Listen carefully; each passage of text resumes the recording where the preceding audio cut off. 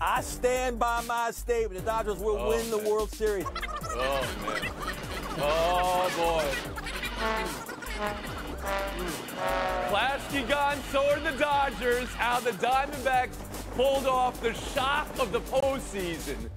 And the Phillies' irresistible trolling of Atlanta. And the perfection of the Las Vegas Aces last night. And the joy of your first goal, question mark, at Denver and Kansas City tonight. Let's go around the horn. Bill's already picking the Lakers to win.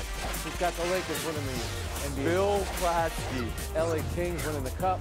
Oh, Bill. Some of us might have watched baseball games with Bill this week. What did you think? USC. The Arizona Diamondbacks. Can somebody say their name? The Arizona Diamondbacks. An 84-win team, as they keep telling us. Negative run differential, sweeping through Milwaukee and then LA, who they finished 16 games back of. It's the biggest win in this format's history. The 4 home runs the Arizona Diamondbacks hit in the 3rd inning, blowing the roof off the already opened roof of Chase Field. Go crazy, Arizona. Baseball playoffs have gone crazy. As for the Dodgers, there's the what happened question. They started Lance Lynn, and he surrendered those 4 home runs in 1 inning. And there's the what has happened over and over again question. Their 5th 100-plus win team in the last 6 full seasons, ending in crushing disappointment and no World Series. Clinton Yates, where did it go most wrong for the Dodgers? Okay, let's start this from the beginning with last night's game. Number 1, Lance Lynn, who probably shouldn't even have been on this postseason series roster, was only pushed in that position because of injuries. He gives up the most homers in the league. After he gives up 2, and a guy goes foul on the 3rd, get him out of there. You cannot get to 3 and then 4. Number 1, that's an issue. Number 2, Mookie Betts and Freddie Freeman, a combined 1 for whatever in the entire series in which they didn't win a game, and the only hit was on Freddie Freeman sliding in the first base on the infield, nearly breaking his leg. But more largely, this season was shot when so many of the Dodgers pitching staff went down with injury. Dustin May, Julio Urias, Tony Gonsolin, they were operating with a skeleton crew from the pitching staff to begin with. So once you got to better competition in the playoffs, you knew they were going to be going up against it, potentially starting guys like rookie Bobby Miller in game 1 of this series. They had problems construction-wise from the jump. Did not help how they executed last night in the desert. Tim Kalishaw, what went most wrong with these Dodgers? Well, excellent analysis from our man in L.A. I think he forgot one thing. Dave Roberts can't lift Lance Lynn until he looks at the Andrew Friedman playbook. It says, oh, here's where I take the pitcher out. Whoa, okay. Are you suggesting there is a poor construction with this I'm just suggesting. Well, no, that's a real question with all the losses people here. Yes. of 100-win teams. Yeah. Yeah, there are some questions about that. But for me, the whole – and I know the pitching obviously was just a tremendous disaster, but Mookie Betts and Freddie Freeman are going to get MVP votes. They had fantastic seasons. They got 1 hit in 3 nights. They had some of the softest-looking outs, and this is the 2nd year in a row for Mookie Betts to do this, just not show up in the postseason, which he even said. Those 2 guys at the top of your lineup have to give you some kind of start to get things going. They did it all year, and they didn't show up against Arizona. Kevin, you heard from Tim and from Clinton. There's injuries to the pitching staff. And, of course, with Urias, there's the terrible alleged domestic violation again. And he's, of course, nowhere to be found, as he should be. So this team's failure, is it more about this season or what they failed to do over the last full seasons 6 times? And then, of course, the 1 year they won in the COVID season. Yeah, I mean, you look at it, and they've all of a sudden become the Atlanta Braves of the early 90s who have all this talent and only have 1 ring to show for it. But, you know, unlike the Braves, the Braves had great pitching that didn't necessarily nail it down for them. But I just can't overlook the disaster on the mound. Kershaw, Miller, and Lynn, 4 2/3 innings, 16 hits, 13 runs. They gave their team no chance. I mean, you don't have any offense necessarily that's going to catch up to that. And then you have a team that can just play loose and free and easy. You have pitchers who can pitch around Freeman and Betts. There's just absolutely no heat on those guys to have to do anything. Isola, your view of the Dodgers today. Yeah. I'd love to blame it on Bill Plaschke, but the team did have a $210 million payroll. Blame it on Bill That Plaschke. does not give you that does not give you insurance what happened. Look at their pitching staff for a number of reasons. They didn't have their best guys out there. And it all starts with Kershaw. You don't give them a chance in the first inning of game one. You're getting blown out. So, yes, Freddie Freeman, Mookie Betts, they need to do better than 1 for 21. I understand that. But then you're relying on Lance Lynn on the road. Bob Costas mentioned about 10 times before the game even started. He gives up the most home runs in the league. And what does he do? 4 in that one inning, including the one that went foul. The very next pitch by Moreno, it goes out of the park. What a disaster. Clinton, you're in Los Angeles. Philosophically, is the franchise approaching this the best way? I don't believe so. What Tim is talking about regarding Friedman potentially being the guy that's the problem, I agree with a lot. You cannot keep putting together 100-win seasons. The Dodgers have never won a World Series when they won 100 games, by the way, and then not come up with World Series wins and tell me that everything is fine and the organization is okay. If your standard is championship or bust, it has been bust more often than not. Be real, Los Angeles, about who. As it is for every team. Our teams bust more frequently than they win championships. So much goes right in the regular season where players are on a second act where they're solving guys who struggled elsewhere. To see it all dissipate like it did so quickly at the hands of the Arizona Diamondbacks. Say the name, National Panel. Tim, give some credit to the winners here. They pulled an amazing rope-a-dope by basically not showing up the last week of the season and letting the Astros sweep. That sounds like someone else I know in Texas there, Tim. Still made the playoffs. And another team in Texas had a rough last weekend. They've righted the ship just as Arizona has. Some really talented young hitters, an excellent bullpen, and they're just, once you're scoring those first inning and second inning runs, it does become rather easy just to put that team away. But what they're doing is incredible. Clinton Yates. Let's not bury the lead. Corbin Carroll is the rookie of the year in the NL and has turned that team into somewhat of a juggernaut with his energy in the outfield. Lovello probably deserves some more manager of the year votes than you think. They got a nice blend of veterans and young guys there. Frank, they were outscored this season for the entirety of the season, and now they've eliminated 2 teams via sweep in the playoffs. What is that? Yeah, and let's remember they trailed in both games to the Brewers, but they had a lead in all 3 games against the Dodgers. And against the Dodgers, they had lost 57 games over the last 5 years. They just got hot at the right time, and again, that Dodger pitching went in the toilet. We've been Horn. We're going to move on now to tonight, because tonight is enormous. Atlanta season on the line. The best team in baseball all year, playing at the House of Horrors for them. The best home field advantage in the sport, Citizens Bank. The last 3 division series games there, Philly 27, Atlanta 6. And this series went to another level now that it's become the Attaboy series. The report that Arcia said, Attaboy to Harper while his celebrating teammates were in the clubhouse after Harper's blunder in Game 2. For that to turn to what we saw last night, the majesty of Harper's home runs and the stare down. Harper to Arcia at second base. Motivation is funny. Sometimes it's real. Sometimes it's exaggerated. Can an attaboy, not said directly to you, be escalatory and stare down worthy? Arcia has said Harper wasn't supposed to hear it. Atlanta players seem upset that this even got out. Travis d'Arnaud calling the clubhouse a sanctuary, saying they're upset with the media for that. Clinton Yates, what can you tell us you've heard about the attaboy? I learned this from Frank Isola. Never blame the media. If you're going to be out there making fun of people in front of folks that are doing their job, expect it to get back. And when it gets back to a guy like Harper, a superstar in this league, who even I, as a D.C. native, can admit is doing 10 times better with the Phillies just as a personality than he ever was, you're gonna pay. They have lost the psychological battle of the Phillies. It happened last year as well, and the Phillies ran it all the way to the World Series until they ran into the Astros. So we'll see if the Braves can recover this tonight. Specifically, though, what have you heard about the exchange of the attaboy? Was it whispered? Look, what happened was it said? Was it screamed? It was said in the clubhouse media situation in which people were in the room and everybody could hear it. If every single interaction that we have as media members has to be, is this on the record? Is this off the record? Is this off the record? Is this on the record? Then we would never be able to do our jobs. It's called clubhouse availability for a reason. You walk in, you're on the record. That's it. That's Frank Isola. You know, we've written poems about Michael Jordan taking slights or perceived slights and making his opponent look bad. So I don't blame Bryce Harper for anything that he did. But the Atlanta Braves to sit there after the way that they played yesterday and got absolutely destroyed and talk about the sanctuary of our locker room. Once the media is allowed in and you have a player bellowing, as it was described, attaboy Harper, attaboy, that is 100% fair game. In fact, if you don't write that, I would have a problem with you as an editor. Tonight is enormous, Kevin. Game 4. I told you the stats of what Philly does in their home ballpark. Can Atlanta come back from what has been a huge letdown in this series?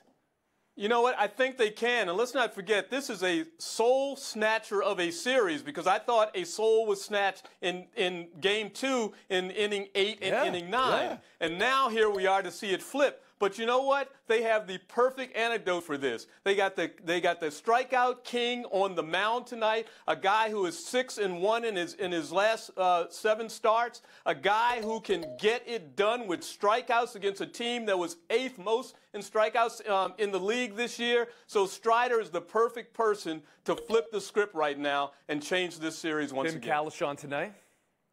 The only thing as to what KB said is they've had a number of games where they had the superior pitcher and all kinds of reasons. Game 1. They should have won games in Philadelphia last year and this year, and they haven't been able to do it. And I don't think they're going to do it tonight either. I don't know how a team in their own division gets in their head as much as they do. They play there all the time. They used to play them 19 times a year. Now it's 13, but they are in their head. And I think Vincent, would you agree Philly is in Atlanta's head? Would you agree Citizens Bank is a house of horrors for Atlanta, and they don't get out tonight? It's easily the best home field advantage in the bigs at this point for teams left in the playoffs. Strider over the past couple of years has moved away from his fastball up to more sliders. Trust your stuff, buddy. That's how you're going to beat this team. I think the Braves probably can win tonight, but the Phillies definitely take this. And Frank Isola. Most home runs in baseball since August 1st. The Phillies playing in that building tonight. Atlanta, good luck. Horn, we're taking a break. Buy or sell next on the other side. Texas forever, Astros and Rangers coming up, and the Las Vegas Aces near perfect last night. Got to talk about that next. The Super Team Finals, but when I called it that, I should have said only one can be from the Super region of France. Everything else is just sparkling tea. What a breathtaking display from the super sparkling Las Vegas Aces last night, dismantling New York. The offensive efficiency was at 200 for most of the first quarter, didn't let up. The balance of attack, Wilson, Young, Gray, Plum. Could this be the best finals game we've ever seen from a team? It's 2-0 now. It ain't over. It goes to New York. But where is Brianna Stewart? Where is Sabrina Ionescu? It's been Jonquel Jones for the Liberty and not so much else. Frank, it ain't over, but does it feel that way? You sounded like Seinfeld. What's the deal with the Liberty? You always sound like They Seinfeld. hadn't lost consecutive games until the WNBA Finals, where they've lost Game 1 and Game 2. And I just think the Aces are too big, too physically strong, and too skillful. And we talked about perceived slights. How about Becky Hammond talking about Asia Wilson not being the MVP of the league, but it was Brianna Stewart. I'm not big into plus-minus unless it suits my argument. Brianna Stewart, a -27. Asia Wilson, a +31. Wow. Kevin Blackstone. In my fantasy, I would like to see these aces play Cynthia Cooper, Cheryl Swoops Comets from the 97, 98, 99, 2000. I think that would be the championship of all WNBA championships. With this team, absolutely, they have size, they have speed, they can score at will, just like the Comets could. So I'm not ready to give them the crown as best WNBA team of all time, but they sure are looking like it right now. Tim Calishaw. There was a point in the third quarter where it's still a 10-point game. The Liberty thinks they're hanging in, and Jackie Young, who's the third or fourth best player on the Aces, scores on consecutive three-point plays, just breaking down the defense. She made another one later. She ended up with 24. So when Wilson, Plum, and Young are all going, they got no chance. And Clinton Yates. Yeah, and that montage we just showed, it was in the first quarter. They were already up by 15. Liberty doing everything they can to force a shot at the end of the shot clock. Boom, throw it up, goes in. It just wasn't happening. And by the way, Kevin, sure, you can take the Comets, but when actual members of the Comets, like Cynthia Cooper-Dyke, are on the sidelines with their mouths agape, I'm going to go with what the legends are looking at as the best team I've seen so far. Breathless. I hear you. I think we said this in our preview yesterday. New York had an advantage in rebounding and needs to have an advantage in rebounding in their previous games when they split the series. It was 3-3 going into yesterday.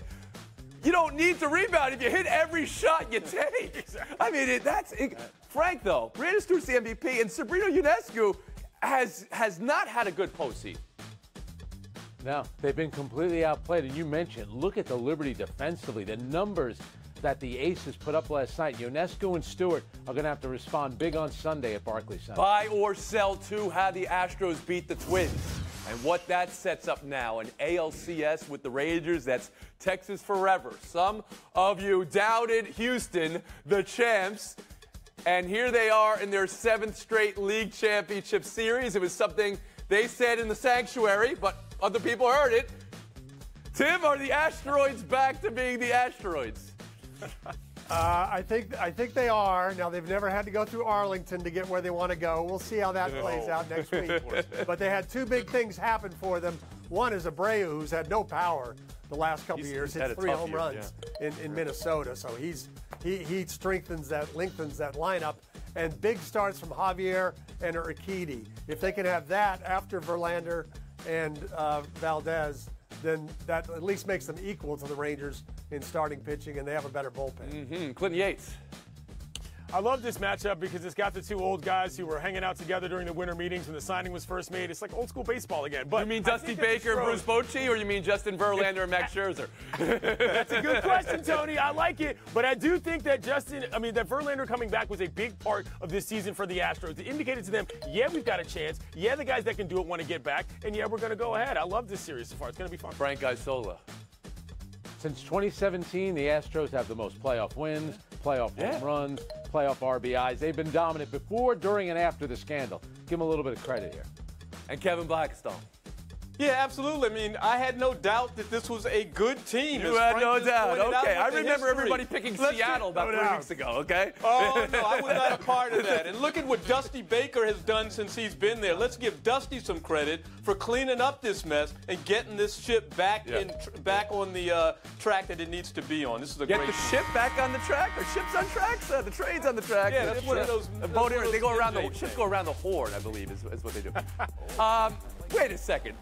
You said I sound like Seinfeld. No pick! No pick! Nobody made a pick in this series. What? Give me something, Tim. Astros. All right. I had the Astros. I'm going to give you, it's going to be a great series. It's going to go 7 games. These 2 teams are playing really. Now, Bill Plaschke, I'm talking to you. You see what you've done to everybody now? You've scared them away from making picks. Tim was still talking there. Okay, it doesn't matter. Clinton Yates and Frank Isola. We got a showdown to get to. Astros. After the break. The photo of Connor Bedard holding up the puck from his first goal. You can work on the joy a little bit. First 2 games, 1 goal, 1 assist, 1 lost stick. Before the first game, though, he said he didn't lose it. Maybe the team was pranking him and hid it from him. Who knows? What should he remember most, and how has the Connor Bedard experience been going for you, Clint? It's going well, and I love this kid's reaction. He's 18 years old. He's standing like you look when your parents forced you to pose next to something that you've never been to that they remember from their lives. I'll give you that. You just got it done. Very good, yeah. I'll tell you, he looks 18, that's for sure. Great job by the league office to get this guy out there in front of Sidney Crosby, then the Bruins. You'd want to go see Connor Bedard. That's must-see television right there. It's been a great I kind of love his personality. I know you say you could smile for the photo, but I love his personality because he's saying, enough of me, all right? He wants to just play. That's great. We'll move on. Thursday Night Football, Broncos, Kansas City. Travis Kelce expected to play. Denver's terrible, horrible, no good, very bad start. Now gets a primetime game again. Frank, what are you watching for tonight? Yeah. Everyone's going to talk about Taylor Swift and Travis Kelce, but the more authentic relationship is that between Sean Payton and Russell Wilson. Look at the way that Sean Payton is looking at him right there. That's what I want to see tonight. Wow, that's a great answer. Yeah, but the person I want to see celebrity-wise who's been in all the memes is Kevin James, who actually played the football coach of Sean Payton in the movie, because Sean Payton has been dissing everybody left and right and hasn't been able to get anything done for the Broncos. Come on. We'll move on. Showdown 3, Kirk Cousins. Not want to answer questions about whether he'd waive his no-trade clause. Kirk, is there any scenario where you would waive your no-trade clause before the trade deadline? You know, I'm just very focused on the Bears and going 1-0 this week, and anything else is just not worth my Clinton, how do you hear that? Attention. Just like everything else I've heard from Kirk Cousins in his career outside of one outburst for Washington, even-keeled, get the money, play the game, be mediocre, and that's what he's going to stick with. That's who Kirk Cousins is. I'm not mad at him. Frank Isola? If you're Kirk Cousins, you're not going to sit there and start saying, yeah, I'd love to be traded. What would you be telling the rest of the locker room? The smart thing for him and for the Vikings at this point is to trade him, obviously. All right, where's he going, Frank? You like that?